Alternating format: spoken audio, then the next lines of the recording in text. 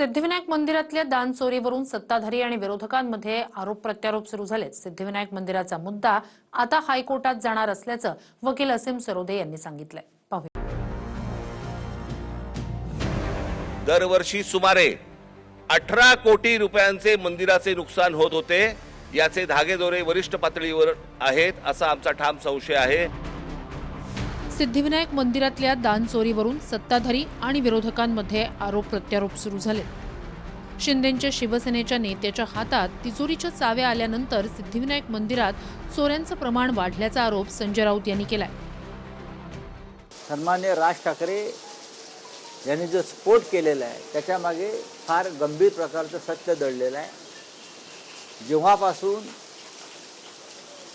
शिंदेंच्या हातामध्ये तिजोरीच्या चाव्या आलेल्या आहेत सिद्धिविनायकाच्या त्यांच्या माणसांच्या हातात, तेव्हापासून चोरीचं प्रमाण फार वाढलेलं आहे। सिद्धिविनायक मंदिराबद्दल संजय राऊत यांनी न बोललेलं बरं।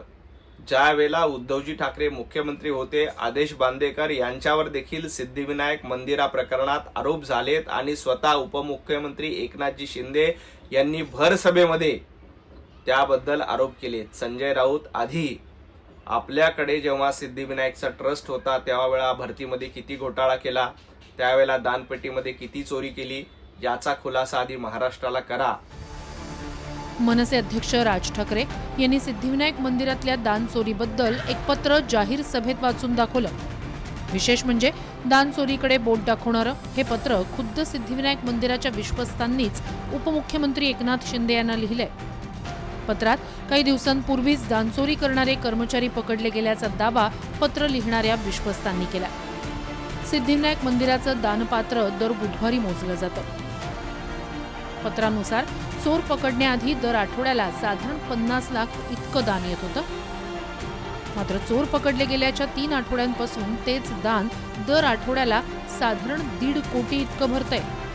त्यामुळेच विश्वस्तांनी सिद्धिविनायक मंदिराच्या दानातून दरमहा 1.5 कोटी आणि वर्षाला 18 कोटींचं दान गहाळ होत होतं का असा सवाल उपस्थित करत सरकारकडे चौकशीची मागणी केली आहे। काही ठिकाणी कर्मचारी हातचलाकी करून पैसे काही काढतात, हे ज्या वेळेला लक्षात आलं त्यावेळेला आम्ही पोलीस खात्याला पत्र लिहिलं की अशा प्रकारची आपण चौकशी करावी आणि हे जे कोणी आहेत त्यांच्यावर कारवाई करावी। त्यानंतर ते 9 कर्मचारी पकडले गेले, त्यांच्यावरती कारवाई करण्यात आली।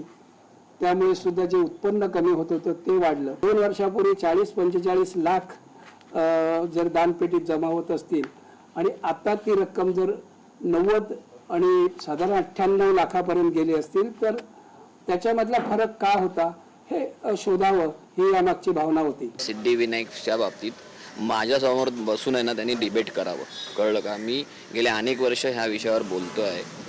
राज ठाकरे साहेबांनी ते पत्र जे वाचून दाखवलं हे पत्र त्यांच्याच ट्रस्टीनी उपमुख्यमंत्र्यांना लिहिलेलं आहे, कळलं का?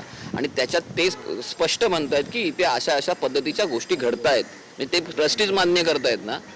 मग ट्रस्टी असोत, अध्यक्ष असोत किंवा खजिनदार असो, यांची नेमकी तिथली रोल काय, त्यांची जबाबदारी नेमकी निश्चित होणं गरजेचं काय आहे त्यांचा। पुन्हा ते त्यांचे प्रशासकीय अधिकारी आहेत किंवा शासकीय अधिकारी आहेत, त्यांचा नेमका तिथे रोल काय आहे, त्यांची जबाबदारी काय?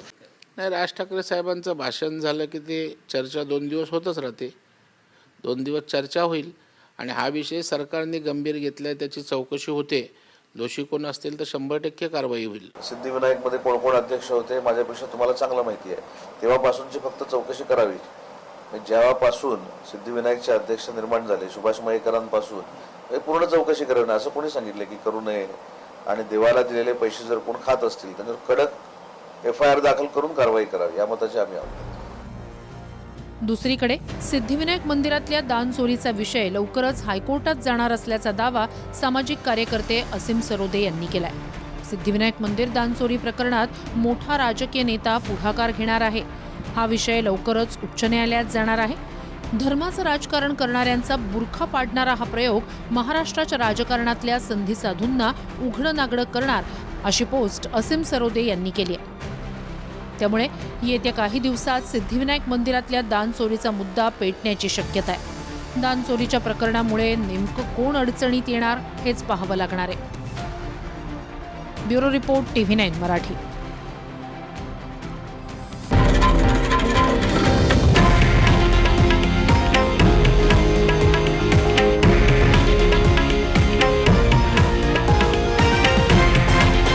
हे आहे देशातील नंबर 1 न्यूज नेटवर्क आणि आपण पाहत आहात TV9 मराठी, एकमेव.